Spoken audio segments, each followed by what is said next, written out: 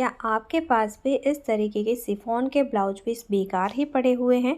तो चलिए करते हैं आज इसका बढ़िया सा इस्तेमाल। तो मैंने एक कपड़े को कट कर लिया है ब्लाउज पीस से, जिसका मेज़रमेंट स्क्रीन के ऊपर दिया गया है। अब हमें इसी के साइज़ का चाहिए नॉन वन। तो अगर आप घर बैठे ही कुछ करना चाहते हैं, सीखना चाहते हैं, तो नॉन वन का जुगाड़ कर सकते हैं इस कैरी बैग को चलाकर। और इसी के साइज़ की 2 मैंने कैरी बैग कट कर ली और अस्तर का कपड़ा भी इसी के साइज़ का कट कर लेना है। अब इन तीनों को हम जोड़ लेंगे। तो ये देखिए इस तरीके से मैंने जोड़ लिया है, क्योंकि ये थोड़ा सा सख्त हो जाए। कैरी बैग आप बीच में डाल सकते हैं। बीच में डालने से क्या होगा ना कि ये साड़ी का कपड़ा था ना, इसलिए बाहर की साइड दिखेगा, इसलिए मैंने बीच में अस्तर को रखा है। अब इस तरीके से इस कपड़े को हम फोल्ड करके रखेंगे और इसके कॉर्नर की कटिंग करेंगे। मेज़रमेंट स्क्रीन के ऊपर था। अब इसका ऊपर की तरफ हम सेंटर निकालेंगे और इस तरीके से हम यहाँ पर प्लेट लेंगे। प्लेट लेते हुए हमें यहाँ पर सिलाई करनी है। तो बहुत ही आसान तरीका डेली मैं आपसे शेयर करती हूँ। तो ये अगर आपने सब्सक्राइब नहीं किया है या फिर हमें फॉलो नहीं किया है तो ज़रूर कर लेना। अगर आप घर बैठे नए नए आइडिया ट्राई करना चाहते हैं, एकदम फ्री में देखना चाहते हैं। और आपको इसके साथ चाहिए ज़िप और रनर। बाकी सारी चीज़ें जैसे कि कपड़ा है, नॉन वन है, वो सब तो आप घर बैठे जुगाड़ कर सकते हैं, पड़ी हुई चीज़ों का इस्तेमाल कर सकते हैं।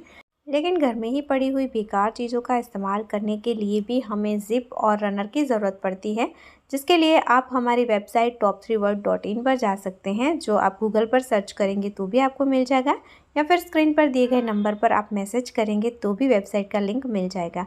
और अपने घर बैठे ये सारी चीज़ें आप मंगवा सकते हैं और नई नई एक्टिविटी कर सकते हैं। तो देखिए मैंने यहाँ पर ज़िप को अटैच कर दिया 2 कपड़ों के बीच में। और फिर हमें चाहिए एक बेल्ट, जिसके लिए मैं कपड़े को ही फोल्ड करूँगी और लंबी डोरी बना लूँगी। ये डोरी आप अपने हिसाब से जितनी चाहे इतनी लंबाई की रख सकते हैं। मैंने यहाँ पर 50 इंच की से रखी है। अब इस तरीके से इस डोरी को हम ज़िप के सेंटर में अटैच कर देंगे और फिर यहाँ पर तीनों साइड पर हम सिलाई करेंगे। अब मैंने कैरी बैग से ही एक पट्टी कट कर ली है और इसकी साइडों को हम इस तरीके से फिनिश करेंगे, जिससे कि एकदम ये बढ़िया रेडीमेड स्टाइल दिखे और इसमें से कोई भी धागे ना दिखे और हमारी फिनिशिंग सही दिखे। अब इसके कॉर्नर को इस तरीके से हम पकड़ेंगे, मोड़ेंगे और यहाँ पर सिलाई करेंगे। तो ये हमारे कॉर्नर भी हो गए और यहाँ पर भी हम रफ एज इसको फिनिश करने के लिए नॉन वन की स्ट्रिप या तो फिर कैरी बैग की स्ट्रिप अटैच करेंगे। इसी तरीके से दोनों कॉर्नर को फिनिश कर लेना है। तो देखिए ये हमारा इस तरीके से तैयार है।